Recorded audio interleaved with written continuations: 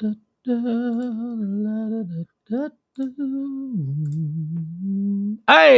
everybody, how you doing? Taking care of some things right there. Welcome into the Pillow Talk edition of Pugs Moran Live, the second of two streams that we do here each and every day. We do the first one at noon. That's called High Noon. That's topics. That's anything that's trending, anything that's people are talking about, current events driven, headlines, that kind of thing. You know, whatever. If it's happening in the world on this given day, I try to bring it to you between noon and say 2, 3-ish, whatever, whenever we wrap up. That's the hi, John. John's here. How about a round of applause for John? DeBob's here. A round of applause for DeBob. Big thank you to everybody for joining us. The first show, as I said, is High Noon. That happens at noon, and this is Pillow Talk. This is a little bit more conversational, a little bit more silly, sometimes a bit more heated. Although I do have a tendency, because the noon show is me by myself, I tend to get a little bit. Occasionally, I'll get frazzled. I'll go out on a bit of a rant, start yelling. Hold on, let me trying to establish some things here. But this show, this one here, Pillow Talk, this is the one we do with James Parker. James Parker, ladies and gentlemen, James Parker. Hi, Clovis. Let's try that again. 9 o'clock every night, we call this Pillow Talk with Pugs and Parker, because, hi, I'm Pugs, and he's James Parker. Okay, we'll go one more time. I'll do this until he shows up.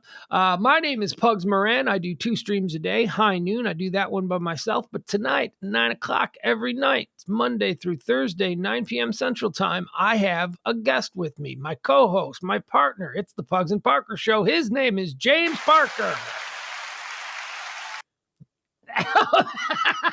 There he is.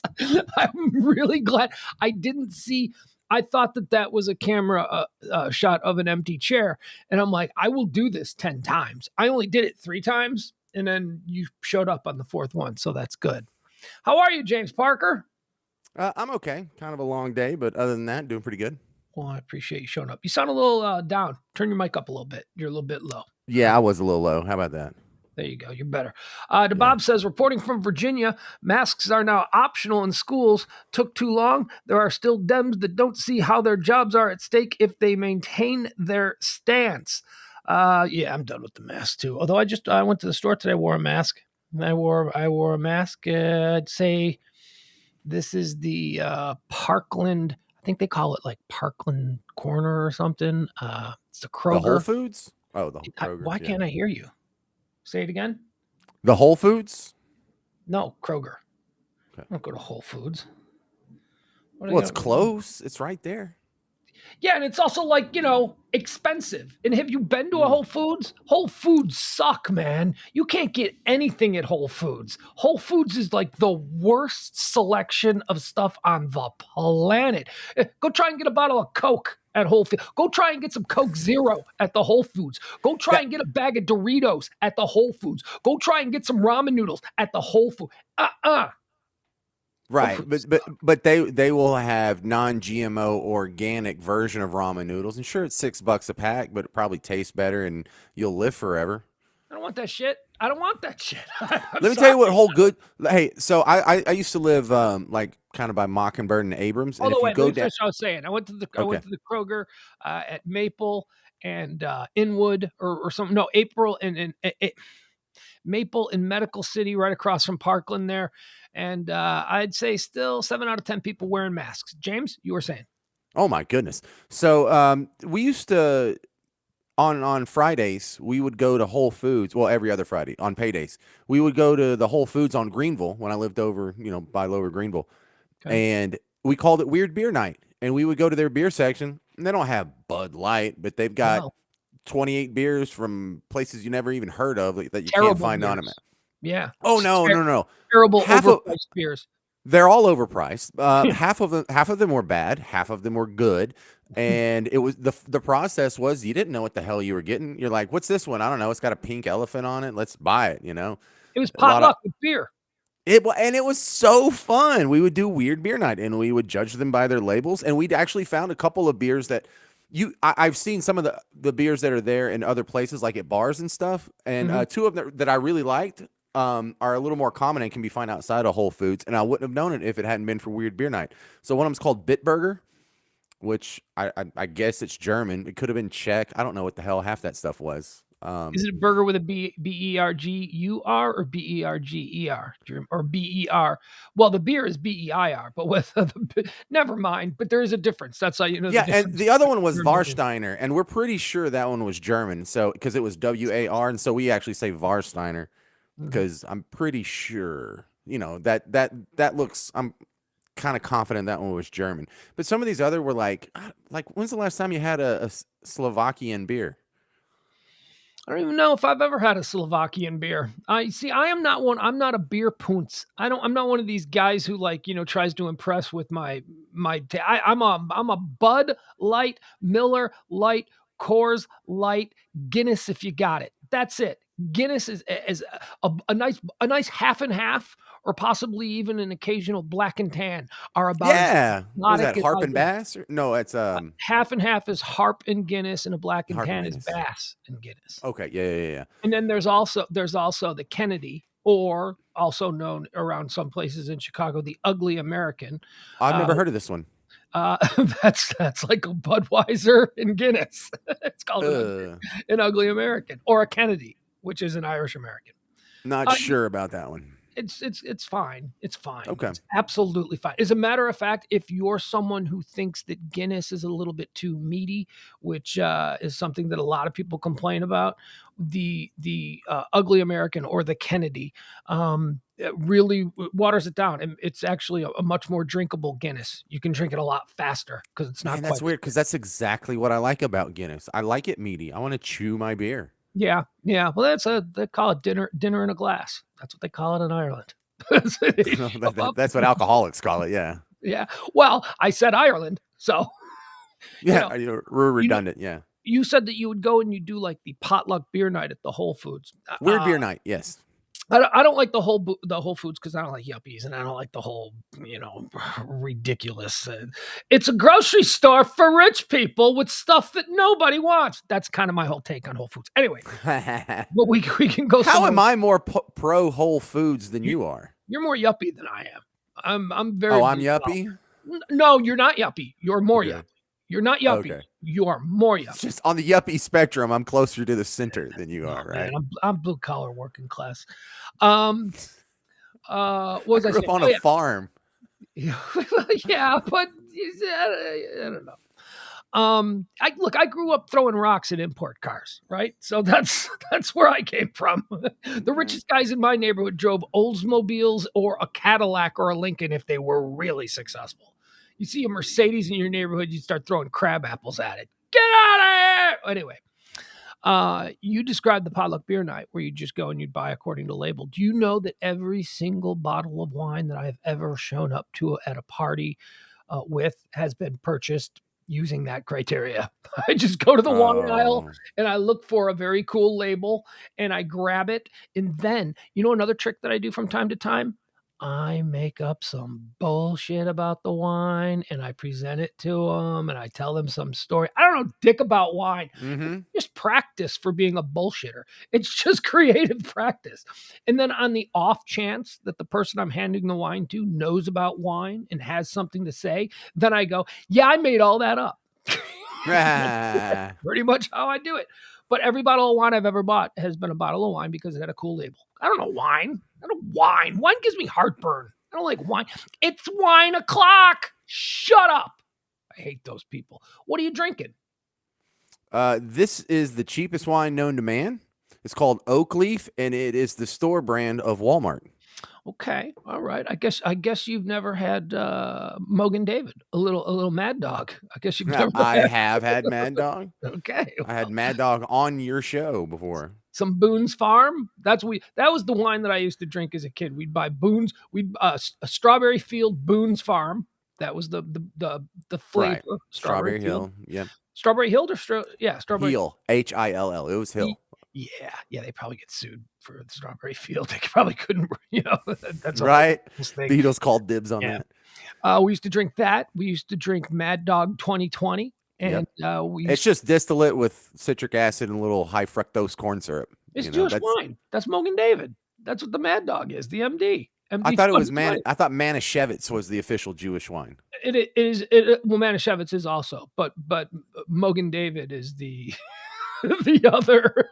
Well, here's the deal. Like, I'm a backwoods hick. I love being barefoot and eating meat and all that crap. But I have because I worked at some foo restaurants before. They would sit us down, and the wine rep for the restaurant would come in and give us a wine tasting and show us what all the give us samples of all the different kinds. They'd be like, "Okay, this is a Syrah and this is a Shiraz. It's the same grape, but this one's the grape was grown in France and this one was grown in Australia."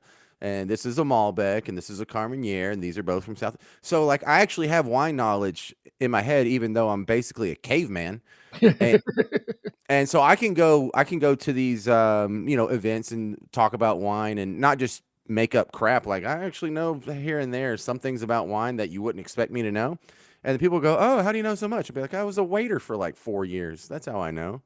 Yeah, I've been to a number of wine tastings and wine events and these foo things that you have to go to. It's always something I've been dragged to or something that I've been forced to go to because a client or a sponsor, something like that. And I just always tuned out. I don't care. I don't know. I don't drink wine. I don't need to know this stuff. I'll tell you No, what you I don't. can do. I can belly up with anybody on whiskeys and scotches though. I know a lot about whiskeys and scotches and the single malts and the different regions of Ireland versus the different regions of Scotland, the Highland versus the Lowland versus the Irish versus, and then but I don't know. I know very little. I know just the basics about American corn mash, what I call garbage whiskeys, because they're all It's sugar. beneath you. Yeah. Well, no, they're sweet. They're sweet and they're garbage. They're cheaper. They're not as pure and they're not as good. I Well, wouldn't say beneath me because I just told you I'm blue collar working class, man. I just don't drink garbage. It's gonna make me throw up like Southern Comfort made with orange peels or whatever the that flavor is. I love Southern Comfort, man. Oh, But too sweet. the same paradigm that applies to top shelf versus regular shelf liquors like vodka and gin and whatever applies to wine. Well, look, you can go get cheap wine that tastes awful and you can tell it's just corn syrup and a little bit of coloring and distillate. But once you get above 15, $20, you're wasting your time. So it's like the difference Yeah. between getting a nice decent whiskey and then going out and spending like $1,000 for a Blanton's or something.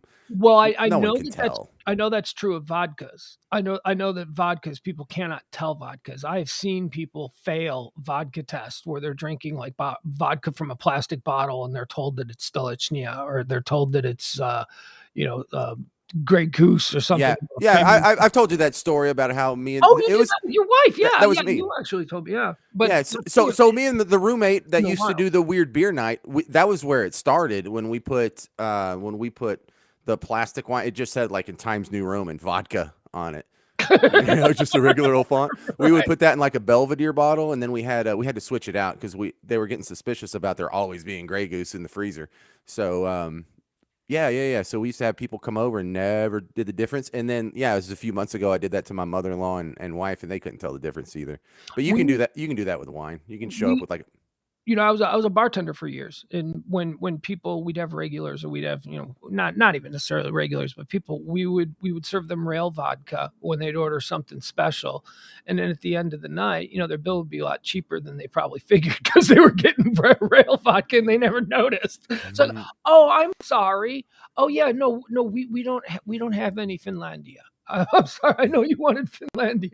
What you got was a skull in the plastic bottle that's in the Mhm. rail. But you seem to enjoy it. You didn't seem to notice until you looked at your bill and noticed that it wasn't as expensive. Now, see, That was Leslie, a bartender trick. the idea that cheap wines give you a headache is what people who are trying to act like they have a delicate constitution and I can't be seen drinking cheap wine. It gives me a headache. I have to spend the extra money because that trash just my system kicks it back. If my system detects it's cheap wine, it will reject it. It's like, stop. And they're No, it like, doesn't give you a headache. Drinking too much wine, whether it's expensive or cheap, that will give you a headache. And that someone's going to try and tell you, no, it's different because they had left all the tannins in it. And I'll be like, what's a tannin? Yeah, what explain that to me. Yeah, What is it that I will say that the one exception that I have with wines, and it's not even wine, but I love champagne. I especially love really expensive champagne. And there is a difference between really if like there's a big difference between like a Dom Perignon and like a whatever they serve when you win the conference championship, the stuff you're pouring all over everybody's. There is a Andre. there is a big difference. Yeah, no, there really is. Um, and I was known for a while. I was on a champagne kick for a while where I was drinking champagne when I That's was cool. walking. Well, you remember my buddy Wayne who ran the pub and grub? Love Wayne. Yeah. So What he's still here. He's back in town. He's doing some things. I need to see him. didn't he I haven't leave back go back to Australia or something? No, no, no, no. He moved to Vegas, started another business where he made millions of dollars, and then he came back Jesus. here where he's got another business where he's just got the velvet touch. But he ordered me a case of champagne, like a nice case of like, I mean, not crazy champagne, but a nice, thing of champagne. And there was a good year where I stopped drinking beer and I was just drinking champagne, but I didn't want to look foofy. So I drank champagne out of a pint glass. And I was just walking around with a pint glass drinking champagne because I liked it. Yeah, I don't want people to think I'm cultured. Jesus. Well, I don't want no, I didn't want no pretend. I didn't want to be pretend. I just legitimately liked it, and it was it was like it Yeah, tasted I hear good. you, man. Me and the wife went on a cruise, and we were just going through the little foo drink menu, and there was one we really liked. So I asked the bartender, I'm like, "How do you make this?" And he said it's prosecco, and then like I think it was club soda. There was a splash of that? Oh yeah, and the elderberry liqueur, so like Saint Germain or something like that. You know, elderberry, the Yeah. flower. It tastes like flowers. Mhm. So yeah. It was a shot of the elderflower liqueur, Saint Germain, and then you would fill up the rest of the glass with prosecco, and then just a splash of club soda, and I forget what it's called. I think they just called it a Saint Germain cocktail. And so me and the wife, for about a year there, we just kept drinking it. And part of it was, yes, we had the emotional attachment, it kind of reminded us of that awesome cruise, and we were on our Sentiment. honeymoon. Yeah. Sentiment draws us to all the things that we like. But I That can are I can inexplainable or inexplicable. Yeah, and so since the main ingredient, most of it was prosecco, it was the Italian version of champagne. We would have a lot of that left over, and I did drink a lot of champagne for about a year there. And you know what? I can see, I I totally bet you that understand going through a phase. I bet you that drink you just described it was very light and very bubbly. And not bubbly like champagne, but very light and very crisp, very not heavy at all. That sounds like something you could drink. You were on a cruise? Hmm. Yeah, that sounds like something you could drink on a cruise, just like glass after glass of it. You know what I love? I love in God, geez. Like how do I say it? Like one of the reasons that I used to love going to brunch was for like Bellinis and stuff like that. Like those things Yeah. I can pound, man. I love Yeah, dude, those. at the Foo Cafe, Mhm, we had a Sunday brunch, and in one of the little margarita machines or little slushy machines, mhm. we would do frozen bellinis and frozen mimosas and things like that. And man, I love bellinis. Apparently, I didn't know I like bellinis, but Yeah, man, Bellinis and I do. mimosas, man. That's brunch drink. That stuff is great. Yeah, and so the Saint Germain cocktail had the same effect, to where it's something you can drink when you're just sitting in like 98-degree Mhm, sun all day and it's mhm. beating on you. More so than even than a light beer. Yeah, you know what you can't drink when you're sitting in the sun like that? A glass of scotch. A glass of scotch is for indoors sitting at a bar stool watching a game, swirling it around. But that's yeah, I don't really drink much anymore. But I mean if I'm drinking, give me a beer. And then if I'm drinking, because beer ain't drinking. If I'm drinking, it's just a simple glass of Jameson. That's it. I don't want any vodka. I don't want anything in it. Throw a couple of ice cubes. I used to drink that shit straight. Just like no, because I thought that was the cool way to do it, because that's the way all the old men, at the Irish bar I tended at, that's how they would drink it. Just pour it in the glass. And I did it like that for years and years. And then as I got older, I'm like, what am I trying to prove? It's better cold. Put some ice cubes in there. Yeah, they make it look so cool, like on Mad Men, how Right. It's like terrible. yeah, like Sterling and Draper would just have like this much. in a glass, and they would just go grr at work. It's like, wow, you guys are badass. At 10:30 a.m. All right, let's do a little thing we'd like to call the monologue. God, why this thing takes forever to engage. All right, ladies and gentlemen, please welcome to the one per. No, please, Matt. Start again. All right, ladies and gentlemen, please welcome to the Comfort Nest Lounge, high atop the One Percenter compound in beautiful sunny downtown Highland Park, Texas. He is a man of much renown, the global sensation, the comedy legend himself, James Schultz Parker. I like that. Schultz, huh? All right, so former President Donald Trump, he has a new memoir out, and it's getting rave reviews from Donald Trump. You know what? Can I just, before I engage this, I appreciate that one of your political jokes didn't end with Stacey Abrams or what's her name? Camilla Harris. I almost called her Camilla Parker Harris. Whatever. There you go. Thank you for being Camilla Parker Bowles. Are you talking about the princess broad? Yeah. Oh, you mean the future Her Royal Highness Queen of England? Oh, you sure you didn't mean like Kamala? Yeah, that's what I meant. Oh, okay. According to a new study, people with dementia are twice as likely to get COVID, which is why doctors recommend triple masking for President Biden.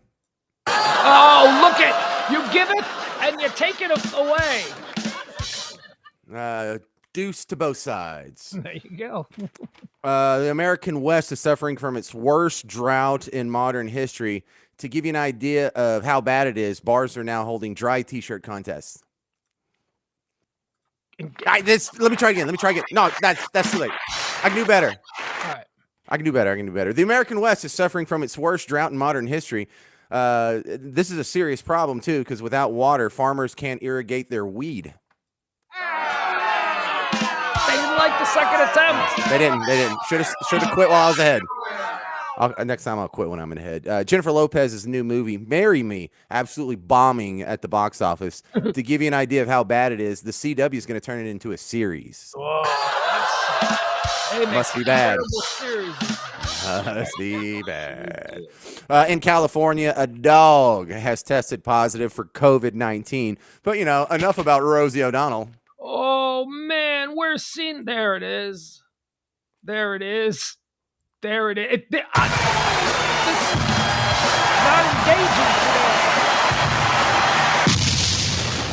today. And finally, today is National Almond Day. According to a new survey, the almond is the third most popular nut in America. Can you name the most popular nut?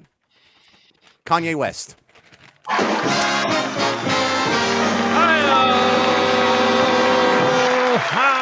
The other punchline I was thinking about, can you name what the first two popular nuts are? And I was going to say D's nuts. That always makes me But Kanye West seemed a little more timely, and D's nuts can work any day, D's nuts always makes me laugh. That's a joke guaranteed to make me smile. All right, here. And finally, we can do it again. I got time. Today is National Almond Day. According to a new survey, the almond is the third most popular nut in America. Can you name what the most popular two nuts are? D's nuts.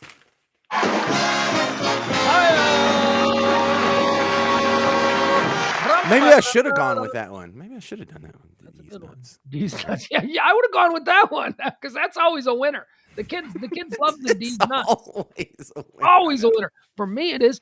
You know what else is always a winner for me? This is something that me and my kid. Your mom? No. Yes, my mom is always a winner. No. I mean the punchline. Your mom. No.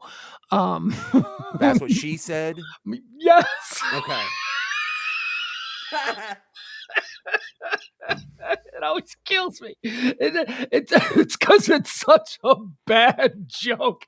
Like saying that, the nerve that it takes to say that is even funnier than saying it. You know what I mean? Like my kid. Oh, my kid is so my kid knows I die with that. So my kid always throws that's what she said. And it's even funnier when it doesn't make any sense. It has nothing. Close the garage door. That's what she said. Stuff like that. I love it. All right, how about a moment of joy? This is kind of a nice moment of joy, and I want to talk a little bit about it when we're done, because I don't believe that it's just a nice moment of joy.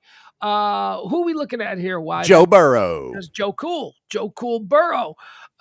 Joe Cool Burrow, in the middle of the Super Bowl, took it upon himself on a couple of different occasions to just introduce himself to the defense that was trying to take his head off the entire game. And it kind of went a little something like this.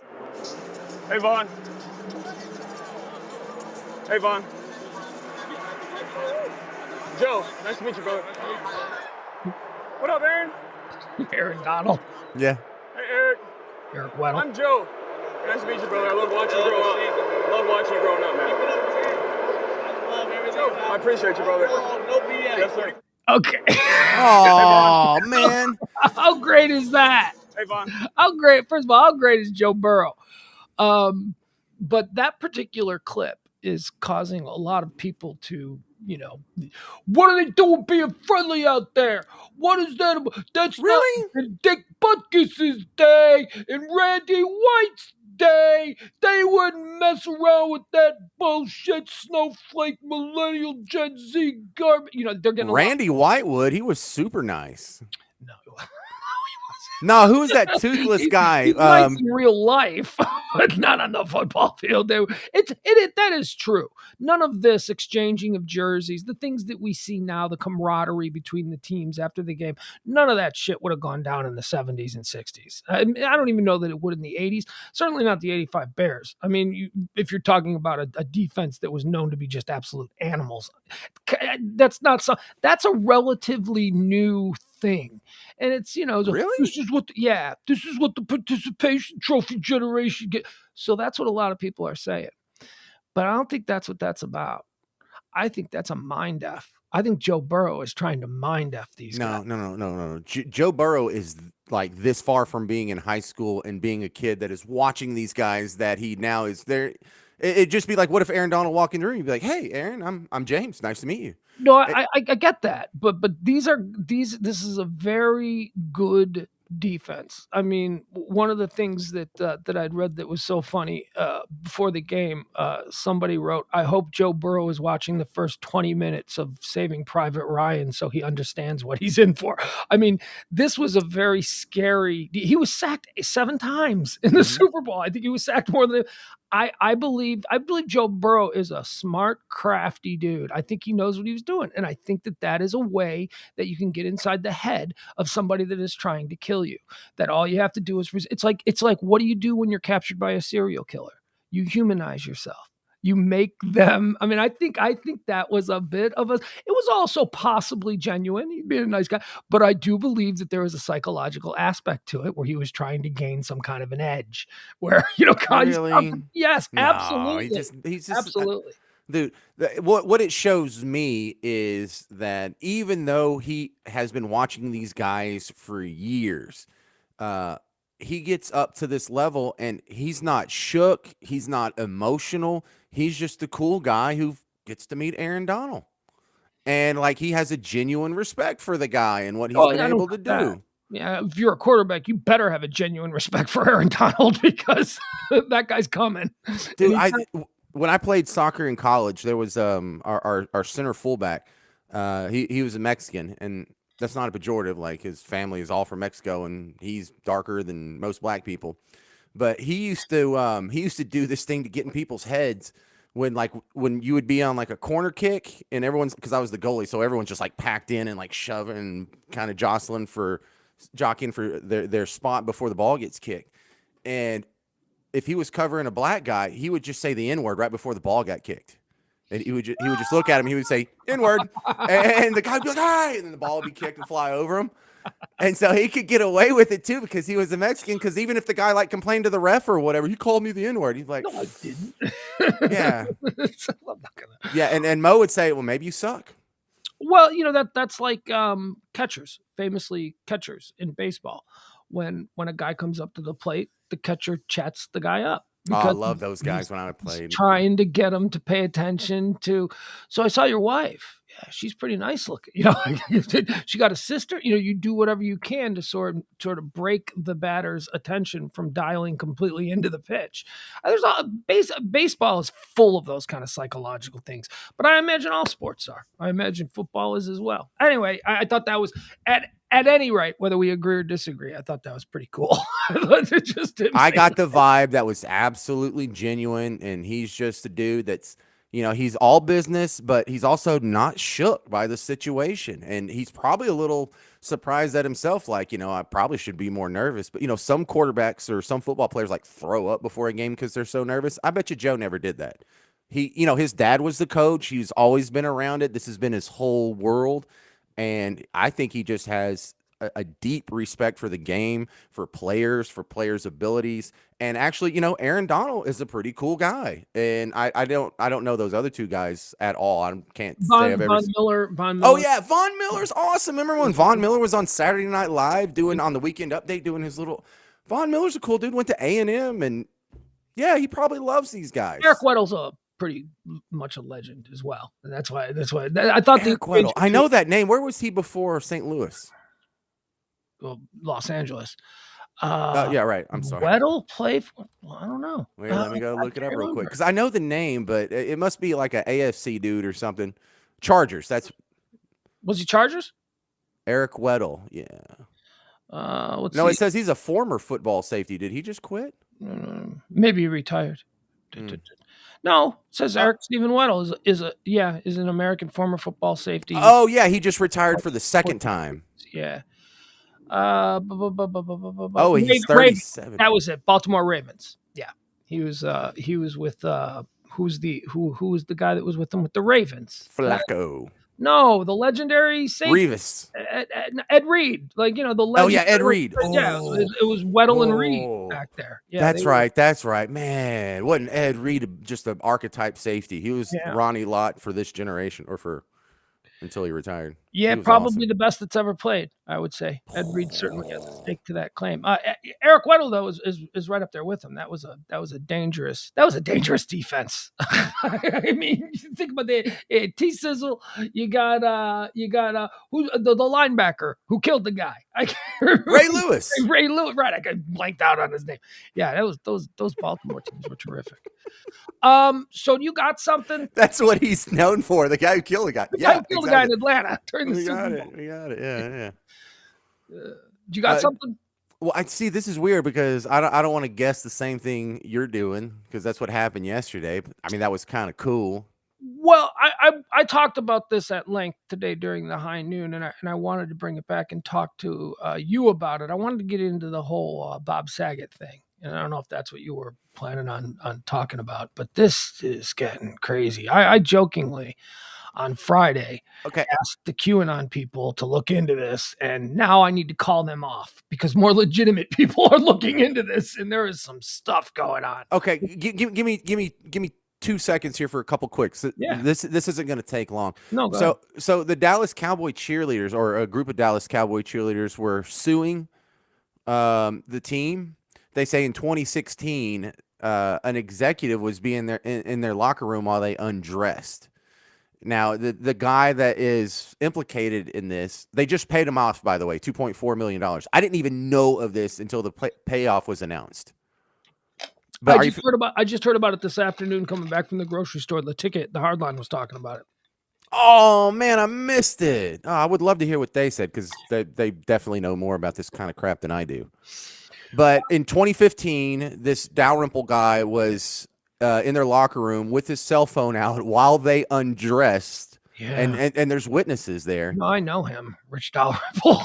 You know him? Back in the day, yeah. Oh yeah. No dude, when we left Live 105.3, we went over to the Bone, and we were the Cowboys flagship station. So yeah, I mean I had a lot of like I don't have anything, I don't know the details of the situation. I always liked him. I thought he was a really great guy. He was a total mover and a shaker in this town. He could get any door open for you. He could get you any guests that you wanted. So, but go ahead, continue. Yeah. So apparently there's some witnesses are like a handful of cheerleaders that said they saw like an arm sticking out with a phone, and they said the thought Men. process, someone's taking pictures of us while we're changing clothes. Mhm.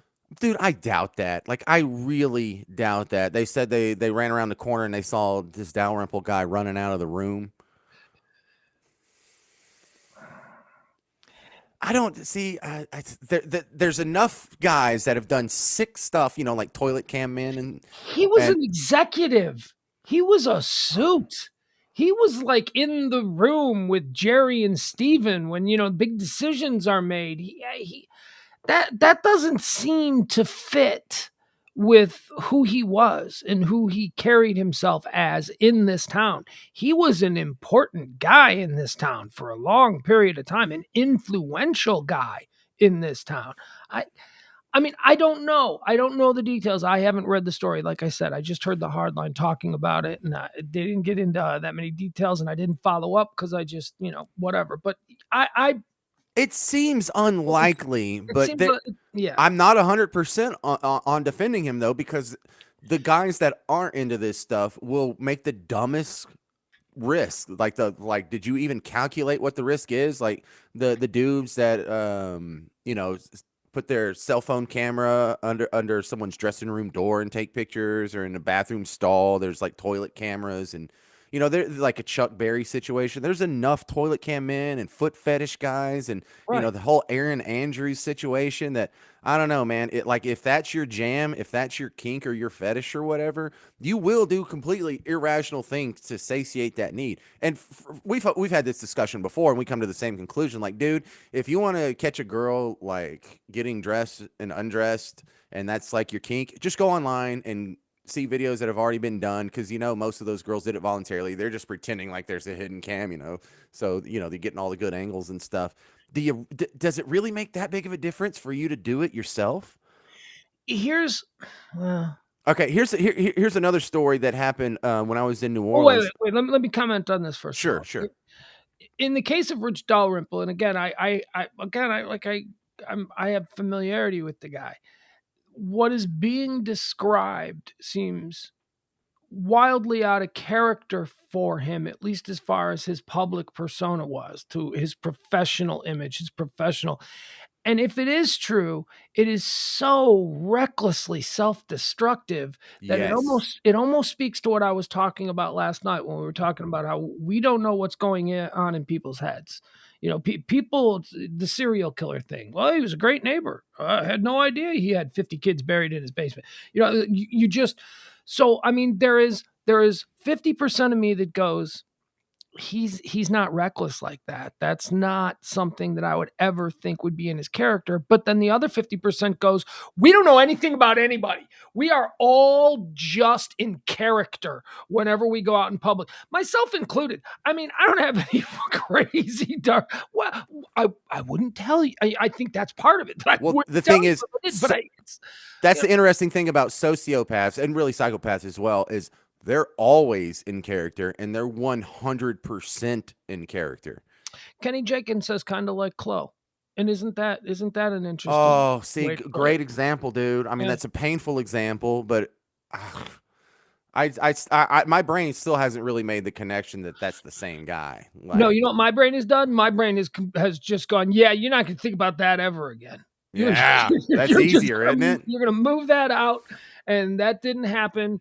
And yeah, and look, if as it concerns the aforementioned young man who both of us know, I know. You are innocent until proven guilty. I have not seen anything more about it. I am holding out hope that this is all some kind of a mistake, because, yeah, that is not in character with the individual that I knew, and as I said when it happened, adored. Everybody did. Not a bad word was spoken about that guy at a station where everybody had something shitty to say about everybody. That was the guy who bridged all gaps. Who else was friends with us and Russ Martin? Uh, Nobody. Nobody. Maybe Nobody. Dan to a Dan degree. O'Malley is friendly with us, but I never hung out with him socially like I did Chloe. That's true. That's Or true. the unnamed person. Yeah. But it's weird because you think about a guy gets to that position, he's an executive. How does a crazy person like that get that high? Well, Val. listen, huh? Val was friends with both of us. Val. Oh man, okay, fair Val enough. was friends with both of us. Yeah. But so psychopaths and sociopaths, the people that don't have like the basic human connection that all of us have, humans are just objects to them. They make up almost 1% of the population, but they're like 5% of CEOs. I totally agree with that completely. And you know what? I bet they're about 70% of actresses. Actresses are also completely. Because they're acting all the time. Have you ever hung out with actresses? Have you? I mean, do you know? I mean, they don't even have to be famous, but I mean, just like not like you. Oh, yeah, because you're friends with Kim Kardashian. She's not an actress; she's an influencer. But no, I went to a college that was an arts college, and it was filled with actresses. So all the girls that you would date and hang out with and go to parties with and all that were all actresses, and they are all sociopaths. They are all insane. No, I haven't really been deep in that world, but I hear tale. I can't say if it's firsthand knowledge, but that bugs me. And something else that bugs me is the Redskins did this, or the Washington football team, or the commies, or whatever they are these days. Commanders, something like that. Yeah, they go commando. They did this with the Saints too. They now have a co-ed cheerleading squad. And I'm an open-minded guy, and look, if that's your jam, I'm not against male cheerleaders or whatever. But to be on like the dance squad, that bugs the hell out of me, dude. That'd be like if they put a heavy girl, and I don't mean like 180, I mean like 280. That'd be like if they put one of those on the Dallas Cowboy cheerleaders. To be like, no, this does not belong here. That's not what this is. There's a place in this world for people like you, and it's not on the damn cheerleading squad for a professional football team. And it shouldn't bother me that much because I never even pay attention to them. Who cares? They're just something cute when we're going to commercial. Yes, they're sexy. They're there because football. It's the yin and the yang. It's hyper masculine here, hyper feminine here, and you don't cross the two. It's the reason that there are have been sexy cheerleaders on the sidelines of NFL games because the target demo is a very heterosexual male demographic. Now, I know that that's changed, and I know that gay men like football, and I know that women like football now too, and all that. That's fine. We've changed, so maybe we do have to change to some degree. However, cheerleaders, the job of a cheerleader is to get the crowd into the game. That is not the purpose of an NFL cheerleader.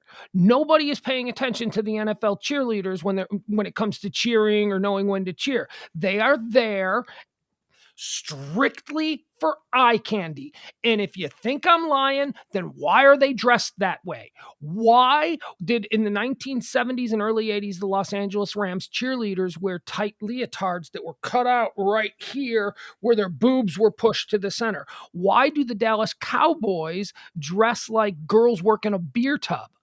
I mean, so now if you want to mix guys in there, for what purpose is that? Are you because the whole purpose of cheerleaders, I'm sorry to say, is to add some sexuality to the game. So and when it's between the first quarter and second quarter, they go out and do a little dance. That's good. Now get back over here.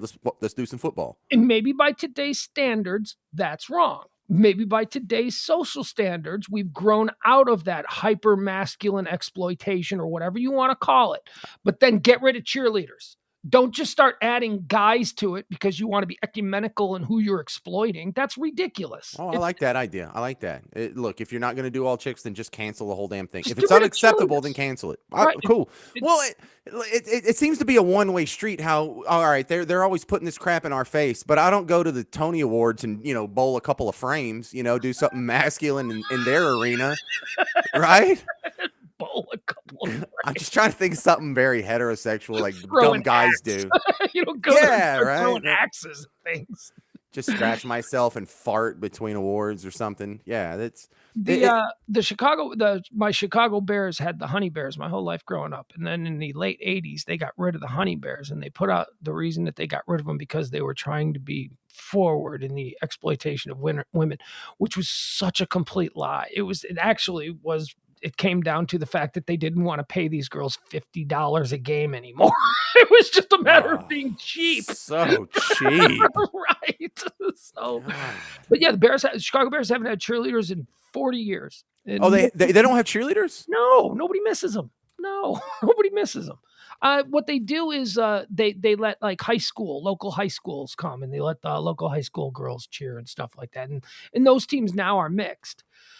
When I was in high school, we had one guy on the cheerleading team, and it was outrageous. It was like, what? Why is that guy? What are we doing here? That was back when. Is he gay? We don't have gay kids at this school because it was the 80s. We didn't know. Well, We had we kids. see there is an acceptable place for male cheerleaders, but it's like UT or A&M when they've got like these Pyramids. big buff dudes and they're Yeah. like chunking these chicks like 20 feet in the air, and they get to hold them up by their butt, and you're like, yeah, that guy rules, right? I just don't think that that's a particularly flattering look for a man to be, high. Like I always see it in You college. got to be buff though. You got to be this big, and you got Okay. to be able to throw them 20 feet in the air, and then you hold them up by their butt, and everyone in the stands like, I wish I was that guy right now, because he can just look up and there's like beauty No, above him, no, and you don't, because that guy, that none of those girls want to do that guy. I hear they clean house. I hear they score all over the place. Yeah. They go to away games and they ride on the bus together and they stay in the hotels and they switch rooms and I hear good stuff about being one of them dudes. And I think George W. Bush was one of them dudes. Wasn't he a male cheerleader at Yale? Yeah, it was a common thing back in like the olden times, and then it went away in like the 70s and 80s, and now it's apparently back. But as I was saying, like whenever they go to a commercial at a college football game and the camera always pans the sideline, they always get the cheerleaders, and there's always like one male cheerleader who's just like, "Yeah, go!" And he's like getting into the camera, and I'm like, why aren't you wearing a helmet? What what are you doing? That's something I like. The girl now, when a girl is on the sideline and they go to it, and she's like, "Yeah, yeah," and she's got the little thing decal on her cheek or whatever. That's adorable. That is the all American girl. But the boy, I was Yeah. boy. It's like I don't want my boy doing that. I don't want my. I wouldn't. Is there a dad, watching the game with his boys, going, "That's my son"? I don't. Yeah, son. I'm not comfortable with it. I would be okay with that, but I'd be leaning on my son pretty hard. I'd be like, which one are you dating? Yeah, you better be getting some. Yeah, please tell me you're dating like 2 of them, if not 4. Unless you're gay, and that's fine. I don't care. That's fine. That's no judgment. Well, then go to the theater, kids, man. I was in theater, and it was lousy with gay guys, and it was totally fine because they weren't intruding on this otherwise celebration of masculinity, toxic masculinity. And it's not really toxic masculinity. It's like, here's the hyper masculine stuff on the field. Here's the hyper feminine stuff with the pom-poms on the sideline. And it's the beauty. It's almost a celebration of the spectrum of gender. You touched on a very interesting. You talked about how you heard that the male cheerleaders are actually known to clean up, and I don't know that that's true, but you did talk about the guys in theater. The guys in theater who are not gay clean house. Now, were you stage crew? Like I was stage crew because we had heard that the girls in the theater were very, very willing. They were very experimental, and they were up for anything, and they were mature, and they didn't consider themselves like the typical high school girls. They were all, because actresses are crazy. Do you remember when I told you about that? Oh, they were crazy. Actresses are crazy. Yeah. But I knew a couple of guys who were in theater and in the drama club and all that in my high school, and they weren't gay. One of them was a football player, a tough kid, and but he was also an actor. He cleaned up with and it didn't matter how pretty the girl was in theater. The pretty girl that was in theater was never like mainstream popular. Nope. Like, and it's weird. It's because it's almost like they were intimidating because they were theater girls and they were crazy. Did I mention how they're crazy? They're just like different. Well, the top of the social hierarchy for girls where I'm from, not to sound like, but I mean, where I'm come from, we don't put up with your kind. No, but cheerleaders. If you couldn't make cheerleader, hopefully you made the drill team. If you couldn't make drill team, then it was a big drop off to that second tier on the class system. And that's where you had like the girls who were like in band or theater, or like the girls that were in second tier, yeah, second tier hot chick. yeah. So if you were hot, you were hot with an asterisk. You're like, yeah, she's hot, but she's on the TV news that they do every morning. She's in the winter guard. She carries the flags. And Oh no. Flag girls were at the bottom. oh, really? Flag girls were the ones who weren't good enough to make majorette in the band, and that's where you stuck the big girls. Not trying to be mean, but that's where the big girls were. Let's give them this big old heavy flagpole. Y'all can go toss that around or whatever. We're not putting you in leotards. You can wear full pants. We don't care. No one wants to see your body anyway. My high school, being a cheerleader didn't mean anything. It wasn't really. Like, yeah, oh man. No, I mean there were occasional popular girls who were also cheerleaders, but no, there was. But you got to remember, like Gen X, my particular era of being a teenager was very much the antisocial thing. You dressed. Remember the girls who would dress like the Cure and stuff like that, and they were just very. I know the Breakfast Club. They were Ali Sheedy. Yeah. Well, exactly. Molly Ringwald was not a cheerleader. Molly Ringwald in the Breakfast Club was not a cheerleader. That was my generation. Cheerleading wasn't a big thing for my generation. Yeah. At least not in the Midwest. But I do understand how it was here in Texas. Huge. Okay. Different. So when I was in theater, your freshman and sophomore year, you were usually just in the crew if you wanted to put up with that, because they would let the juniors and seniors get the leading roles because they were older and they looked more like a character that you're supposed to be playing. Me at 5'2" and 108 pounds can't exactly play the lead role in much. If I'm supposed to be the love interest of some girl that's 5'9", it looks ridiculous. So my freshman year when I was in there, it was kind of a mix, and I was in the crew. My sophomore and junior year, though, of all the stuff we did all year, going to contests, and we did a one act in the fall, and we did a full production in the spring. Yeah, I love that you're the only person that I know other than myself who understands and appreciates contest play. Because I loved contest play. Oh man, and yeah, they had different events and stuff. But my sophomore and junior year, me and Jeff Heimer were the only straight dudes involved in any of it, and yeah, we cleaned up. And then my senior year, there were three freshman guys that came in, and I'm pretty sure they were all straight. They all claimed to be straight, and they all acted straight. But yeah, there was a senior when I was a junior. But did you act in plays and stuff? Oh yeah. Oh yeah, I didn't do that. I just carried scenery. No. I graduated as a thespian, and I was the only kid in my graduating class. In Texas, they only allow you to put 2 extra seals on your diploma. You get the 1 seal from the state of Texas for graduating. Like, hey, you're not an idiot. If you're in the National Honor Society, you get another seal. And if you're in the International Thespian Society, you could get a seal on your diploma. And I was the only dude with all 3. There was like 4 chicks that had all 3, but I was the only guy that had all 3, which is pretty good. I mean, it's a small school, so it's not really that big of a brag. Well, no, but that's more impressive that it was a small school, because you'd think less opportunity. Well, or you would. No, it's more opportunity. You get to be everything when you're in a small school. Yeah, I guess I was thinking like you wouldn't be noticed because you were a small school. That's why it was that you stood out. But I guess that doesn't matter. The school, they get the seals from the same place. you're a school here. You get the seals. I'm sorry, we don't recognize Chapel Hill. All right, let's get into the Bob Saget story. Are you? Yeah, do it. Are you familiar with what's the latest? I heard the family wants everyone to shut up and stop sharing information about it. Okay, so here's how it started. It started last Friday. The family released a statement that said, well, here, I guess I don't need that. I wanted to talk about the zone of death too, but excuse me. Okay, so on Friday, the family issued a statement saying that the cause of death has been revealed: blunt force trauma to the head. He died in his sleep.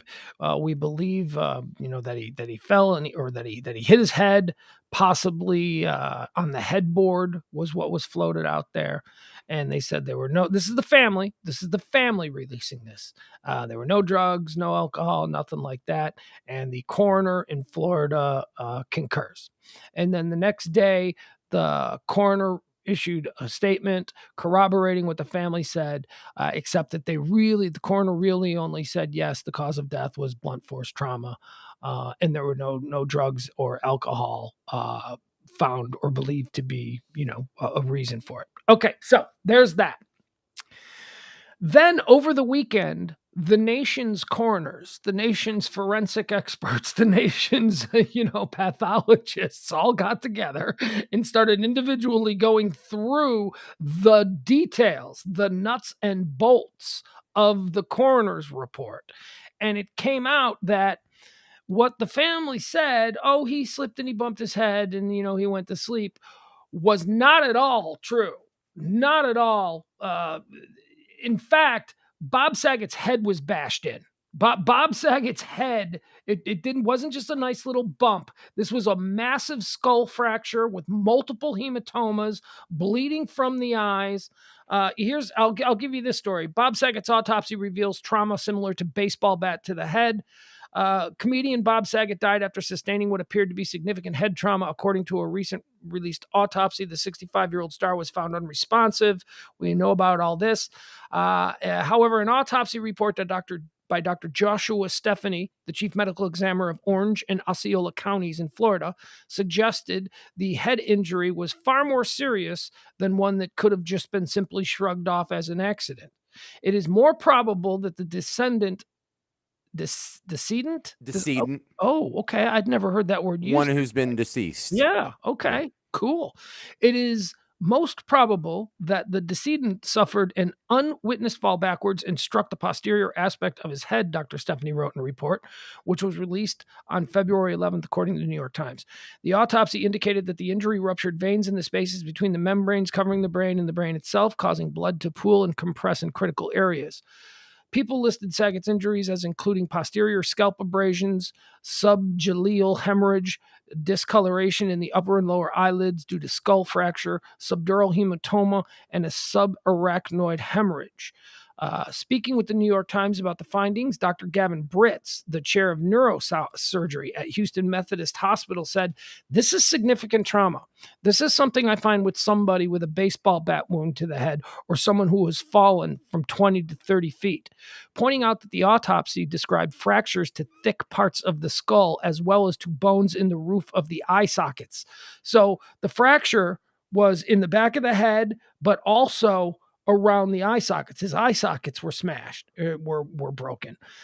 Dr. Stephanie, who ruled that Saget's death was accidental, determined that the injuries were likely sustained through a fall, although the report found no injuries on other body parts, which could have been expected had he fallen from a great height. Okay, so a bunch of these doctors now, this guy from Houston Methodist isn't the only one. A bunch of these doctors are now openly talking about these injuries and about how this is not something happened to him. Something happened to him, and we don't know what it is. Now, last night, just after the show, it began trending that Bob Saget's family is now suing the coroner's office in Florida and the sheriff's department in Florida to stop them from making public any of the findings that they found out. Here, we'll get to this story.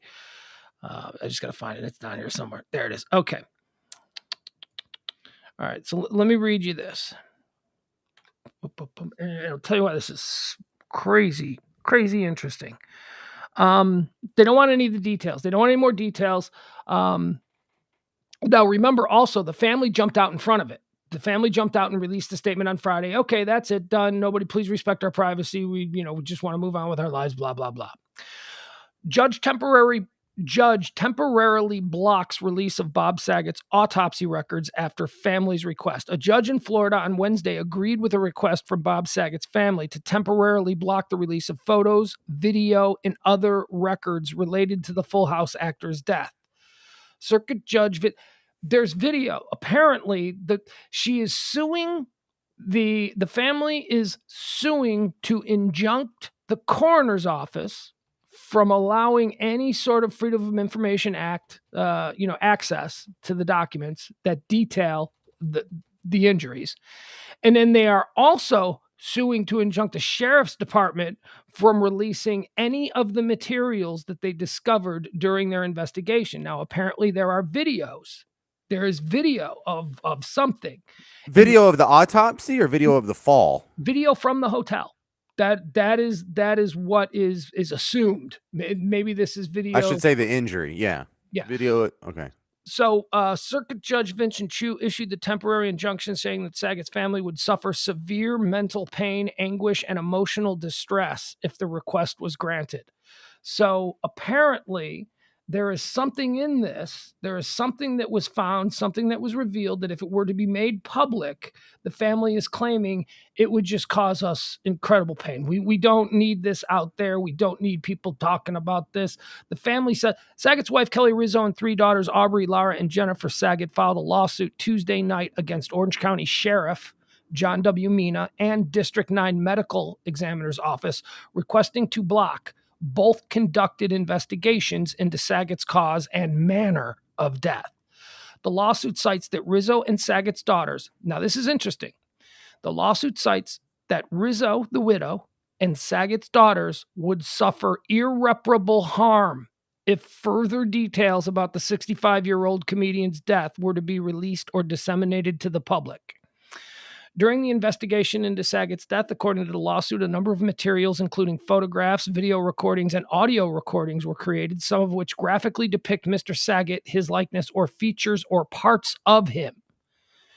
Okay, so they've got stuff that if it were to be made public, the family feels don't. You know what I mean? Like, people don't need to know this, right? That's about Bob. People don't need to know, this is...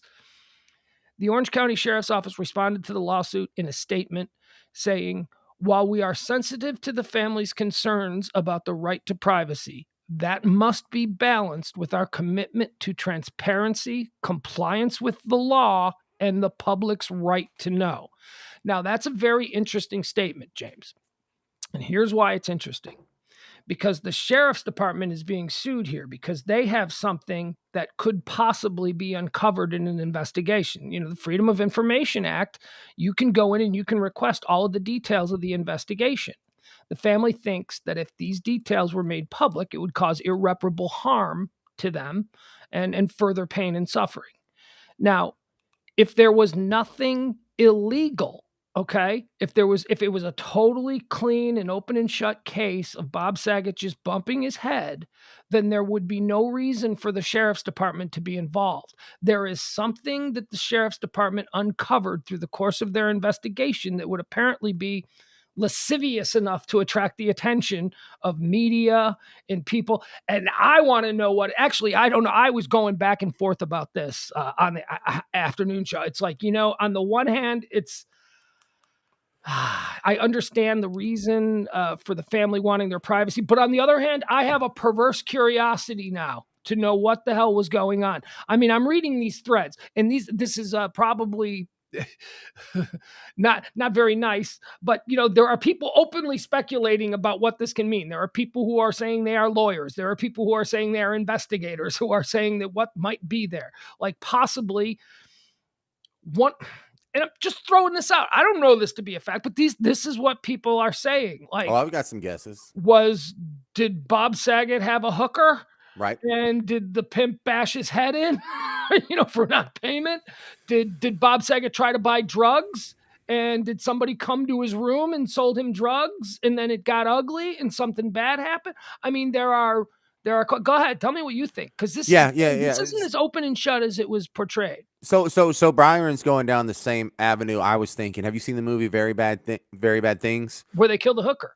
Yeah, and it was an accident. He was, having sex with her, standing up, and he was holding her. Cover-up was deliberate, but yes, the death was accidental. Yeah, and when they had to kill the security guard, that's just collateral damage. But no, he pushes her up against the wall, but there's a coat hook there, and it punctures her head and kills her, and It's a horrible thing, but you don't want the public to know that. But I can think of probably 10 things real quick that the family wouldn't want him to hear.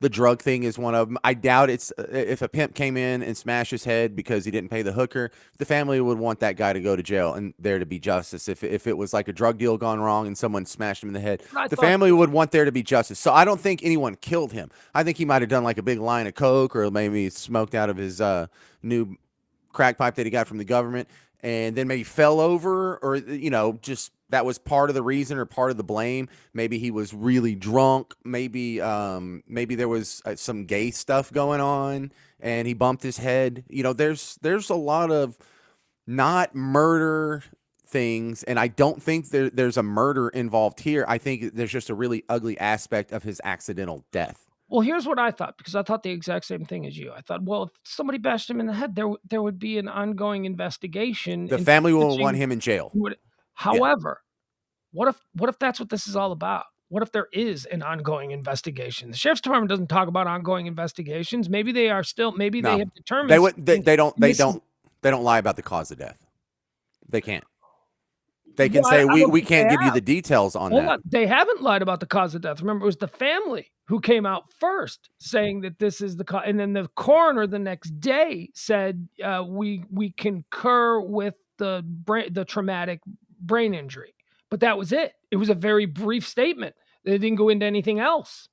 All they said was in response to what the family described that yes, it was cause of death was traumatic brain injury, and that's what caught the attention of other forensic pathologists around the country who wanted to know more. Like, oh, that seems odd that that's all the coroner. There's something here, is what I'm saying, and there's a reason that the family doesn't want the truth to get out. I happen to be with you. Although look, we're just speculating here. We're freeballing, and maybe that's incredibly irresponsible because we are talking about a beloved guy.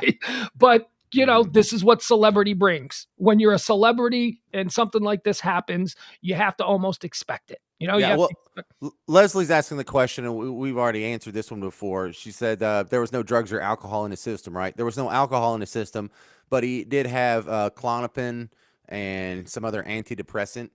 And then I just hold have on. Can I stop you on that? Because sure, that's sure. another thing that's been pointed out by some of these so-called experts who are saying, no, drugs have been ruled out as the cause of death. Nobody said anything about anything found in the hotel room. We're just all leaping to the conclusion that they weren't drugs because drugs have been ruled out as the cause of death. And that's the extent of it. We don't know if they found drugs. No, we have the autopsy report, and they say his system contained Klonopin and no alcohol. And Okay. then All right. there was also some antidepressant that wouldn't do it. So you would think, okay, if there's like a Klonopin thing and you mix that with alcohol, that's sort of the same family of drugs and mix that killed Marilyn Monroe, supposedly, if you believe the official story.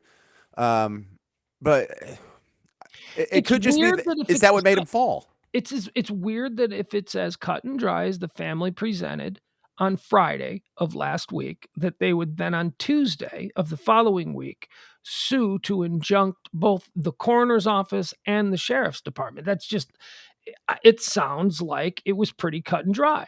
I So don't think why they have a then right to block that information. I think whenever there's a possible crime. Yes, well, they don't. If that's the issue, that's the argument. If there was a crime committed, the sheriff's department has to make that public for the public safety, for the community to know that this was happening. This is what we did to rectify the situation. That's the job. That's why we have the Freedom of Information Act. You can't cover up crimes. So I don't know. Could this be a vaccine thing where like maybe the vaccine popped his heart or something and made him fall? Come on. That's grasping at straws. But And now you're going down the QAnon path. Well, no, I'm just expecting them to do. I know, but if they're not going to have this information come out, that's what you can expect is for people to make all kinds of crazy accusations. And dude, if you're the family, just go ahead and let the ugly stuff come out. So your dad was doing a hooker or something. Look at what the Bob just said. The Bob. So much focus on drugs. Anything autoerotic a la David Carradine. Very good. Yeah. Something that would be humiliating. Yes. And Jeff got it at the same time. Yes. I don't know why my disgusting mind didn't think of that first. Yeah, really, right? I feel like, God, we should have come up with that. I'm How letting you dare down, people- folks. How dare you people in the chat room be more perverse than we are? Right. Yeah, I that's don't a know. good one. As they say, developing ... That's all we got. I got Is nothing. it really that good? Do I need to try that? Do I need to try autoerotic No. asphyxiation? I've already like been so scared out of it through David Carradine and the dude No. from NXS and whatever that. Yeah. No way. No way. You know why? No way. Because I've got to, you know what? Maybe when my mom's dead. Maybe long after there's anyone gone. No, because then I got a kid. No way. Oh Never. man. It's just not going to happen. I don't like sex that much to begin with. I don't need to heighten the experience. You know, I don't, oh God. I'm gonna ask the Could you wife if she can do that. Can you just like choke me while I'm doing this? And Oh. if I pass out, just take your hands off real quick. No. No, Don't mess around with that stuff, man. it's got to be good. People are killing themselves for it. It's like heroin. You want to get crazy, stick stuff in your butt. You know, go that direction. Don't choke off your blood and your breathing. Don't do that. Maybe a finger. Whatever it takes, man. If you need to be a sexual adventurer, go down that path. But I'm gonna try choking. I'll report back to you. Don't try the choking, and don't try and choke your wife. That's how dudes murder their wives. Don't. That's an accident waiting to happen. Robert Chambers in Central Park. Look no further. No, look, when she passes out, let go. Yeah, that's what the preppy murderer thought. Remember that okay. guy? Do you remember Robert Chambers, the preppy murderer? No, I don't. He met a girl in a Manhattan bar, and took her to Central Park, and they ended up having sex, and she died, and he claimed that it was because she wanted him to choke her, and he choked her too much, and Must she be died. good. Must Robert be good. Chambers, Oh, I want murder to try case. it so bad. I want to try it now. No. Shut up. Let me do it. I'm a grown up. Have your wife punch you. That's something you can do. You know, just to punch me in the face just before the punch. Do That's stuff not like the same that. thing. That's No, not the same I know it's safer. It's not the same thing. You can't die from that. You'll lose a tooth, maybe. That's my leading theory right now. I'm glad they set us straight on that one. Good Lord. Bob and Jeff get credit for that. I hadn't even thought of that. All right, thanks, James. There Bye. he goes. That's James Parker. I'll be back tomorrow at noon for the High Noon Show, where we'll talk about all the topics, one and all, everything and anything that's happening, headlines, current events, all the stuff that people are talking about tomorrow. I'll do it right here at noon. Join me, won't you? At Central Standard Time, the right time. As always, please support the show. Couple of nice people supported the show today. I appreciate Leslie. I appreciate April. Boy, they are awesome. I saw John was in here earlier. John is a regular with the helping out. That's always appreciated. You can do it at any of the links down there. Please share the show. Please talk about the show. Please spread the word on your social networks. And I know it's not cool, but it helps. Had one of our fine listeners reach out to me today and say that they're going to help with the branding and the social and all that kind of stuff. That's what they do for a living. So hopefully he's going to give me some tips. I appreciate that. That's another way you can help. And yeah, that's about it. Leslie, I'll send you my address. I appreciate the kind offer. And that's it. Okay, we'll talk tomorrow at noon. Hope to see you. Love you all. Bye.